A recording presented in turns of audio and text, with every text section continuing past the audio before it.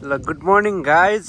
बिहान उठ्ने बित्तिकै हाम्रो दृश्य यस्तो छ। ठ्याक्क घर अगाडिबाट यता ठ्याक्क केटाहरूले बसेर घाम तापिरहेछन्। यता सट्टा हामी यहाँ भर्खर उठ्यो। अब यस्तै डाँडा काँडा वन जङ्गल छ, वरिपरि केही छैन, मात्र एउटा यो सानो झुपडी छ होमस्टे। त्यहाँदेखि बाइकहरू या चरा मुसो केही छैन यहाँनिर, मात्र भएको जङ्गल वन जङ्गल यस्तो छ। अब यसलाई यो एकदम पिसको लागि पुरै घनघन्टार जङ्गल छ। यस्तो छ यहाँनिर।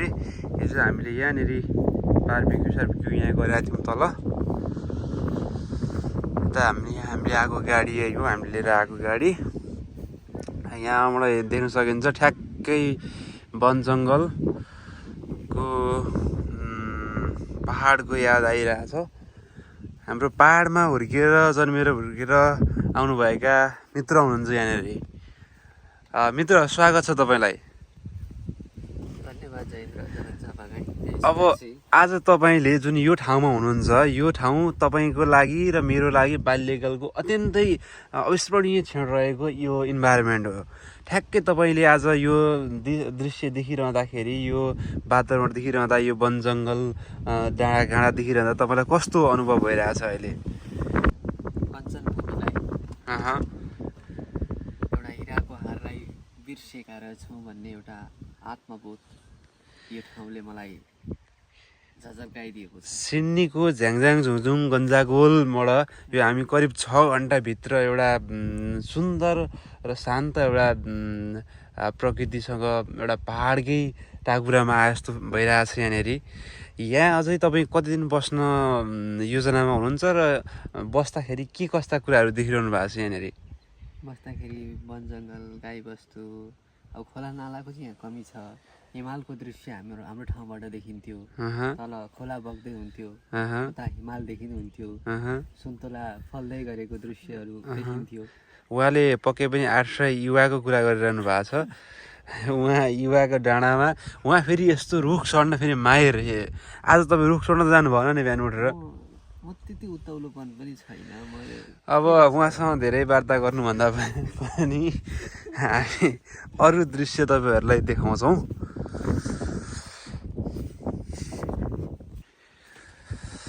यता चाहिँ रहेको छ यो नुहाउने केटाहरू तातो आउँछ खोइ के भन्दै थियो केटाहरूले यहाँनिर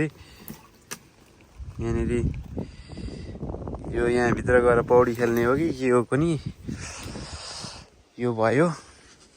अनि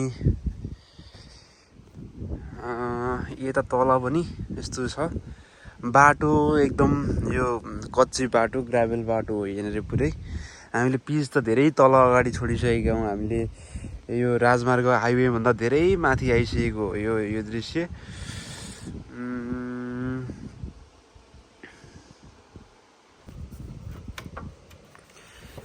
यहाँ अर्को छ यो यहाँभित्र बसेर यो यहाँ यता बस्ने एउटा बेन्च रहेछ, यता एउटा बस्ने बेन्च छ र यहाँ यो तताएर यहाँ चट्ट बसेर सुत्ने नुहाइसके पछाडि यहाँ अलिकति बडी टेम्परेचर मिलाउनलाई अथवा आनन्द लिनलाई यहाँनिर यो देख्न सकिन्छ। थर्मोमिटर टेम्परेचर कति के छ, तातो कति पुग्यो भनेर हेर्ने उपकरणहरू एकदम गजब छ।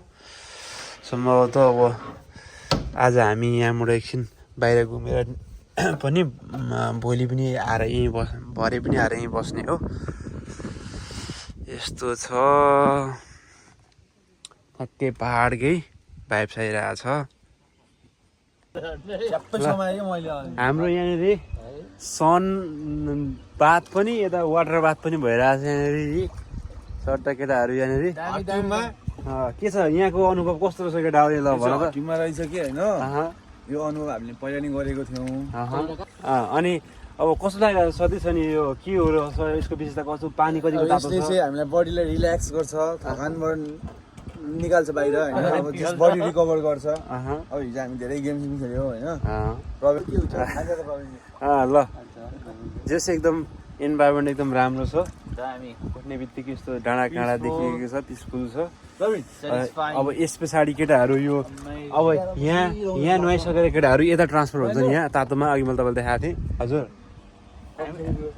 कफीको व्यवस्था गर न कफी खानुपर्छ बिस्तारै केटा हो यहाँ च्याट्टे छ तातोमा यहाँ यस्तो छ यहाँनिर च्याट्टे भ्यू हेर्दै वा हाम्रो प्रवीण ओली यहीँ मिलाइसक्नु भएको छ हाम्रो प्रवीण ओली द प्रमोसर पनि भ्यू खिच्दै हुनुहुन्छ ठ्याक्क जङ्गलको बिचमा यो पछाडिको यो होमस्टे घरमा यसरी यो बाहिर यो एउटा बाथटबमा तातो पानी छ मस्त यसले चाहिँ हिजो हाम्रो 7 घन्टाको थकाइ र भ्रमणको क्रमका विभिन्न उकाली ओह्राली पछाडिको थकान मेट्ने ठाउँ बनेको छ यो अहिले एकदम नेचरसँग एकदम हामी रमिरहेछौँ पानीसँग खेलिरहेछौँ